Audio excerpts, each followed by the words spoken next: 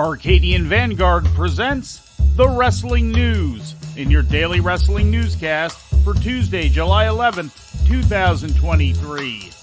Good morning, I'm Mike Sempervive. We begin today with last night's Monday Night Raw broadcast live on USA Network from the KeyBank Center in Buffalo, New York. The main event segment of the show saw the Judgment Day trio of Damian Priest, Finn Balor, and Dominic Mysterio defeat Seth Rollins, Sami Zayn, and Kevin Owens when Priest gave Zayn a chokeslam followed by Balor delivering a coup de grace foot stomp for the pin. Watch mommy! Ride or die! That could have been done. Watch out! Damian Priest, devastating. Teeing it up for Finn Balor. Coup de grace on Zayn. The Judgment Day take it. Judgment Day's victory came despite a night of tension between Balor and Priest, who holds the Money in the Bank briefcase over who would dethrone world champion Seth Rollins. Earlier in the show, Cody Rhodes challenged Brock Lesnar for a third showdown between the two at SummerSlam. Why would anyone want another match with Brock Lesnar? Why do I have to have another match with Brock Lesnar? It's because what comes from that fight, what emerges from that cloud of dust is simple. That guy is next in line, and the prince doesn't want to be the prince forever. I will be next in line. Raw opened with Drew McIntyre and Matt Riddle defeating Imperium's Giovanni Vinci and Ludwig Kaiser after McIntyre pinned Vinci following a Claymore kick. After the bout, Intercontinental Champion Gunther verbally ran down Vinci before he and Kaiser stormed off, leaving Vinci alone on the entrance ramp. In other results, The Miz defeated Tommaso Ciampa in a no disqualification match after Bronson Reed interfered. Zoe Stark defeated Becky Lynch. Chelsea Green and Sonya Deville topped Katana Chance and Caden Carter, and Shayna Baszler submitted Emma.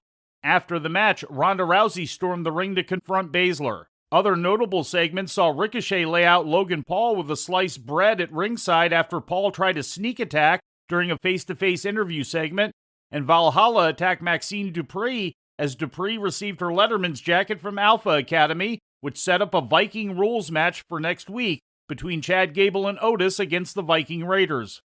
In ratings news, last Friday's SmackDown drew an average total audience of 2.561 million viewers to Fox, an increase of 2% from the previous week, according to WrestleNomics.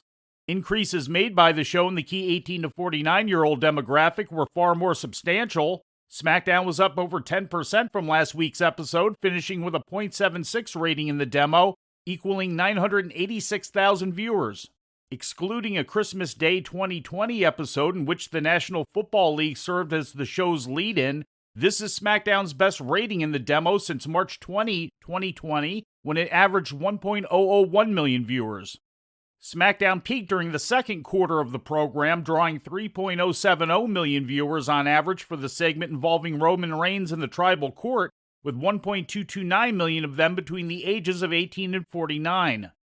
Last Friday night's AEW Rampage drew a total audience of 368,000 viewers to TNT, a decrease of 18% from the previous week's 450,000 according to WrestleNomics.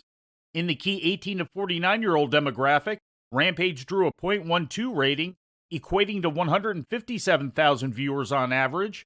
That number is down 14,000 viewers from the previous week's .13 key demo rating. Numbers for Saturday night's AEW Collision show on TNT are expected to be released later today. Looking at Mexico, the Mexican National Tag Team Championship, the oldest active tag team title in the world, changed hands on Sunday at Arena Mexico. Magnus and Ruggiero defeated Esfinge and Fugaz to end their reign at 476 days.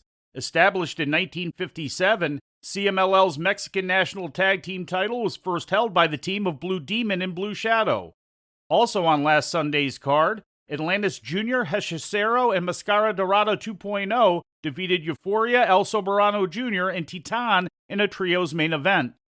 And before we leave you today, we'd like to remind you that however you consume your content, you can find the wrestling news 24 hours a day and 7 days a week across social media. On Twitter, follow us at Wrestling News AV. Our Facebook page is also Wrestling News AV. The Wrestling News can also be found on the Arcadian Vanguard YouTube page. And for those who utilize Amazon Echo devices, just tell Alexa to play the Wrestling News podcast. And remember to make sure you add podcast at the end. Once again, for daily updates, breaking news, and more, follow the Wrestling News across social media. And that's the news for today. If anything happens, we will be here to tell you about it. No clickbait, no paywall, just the Wrestling News.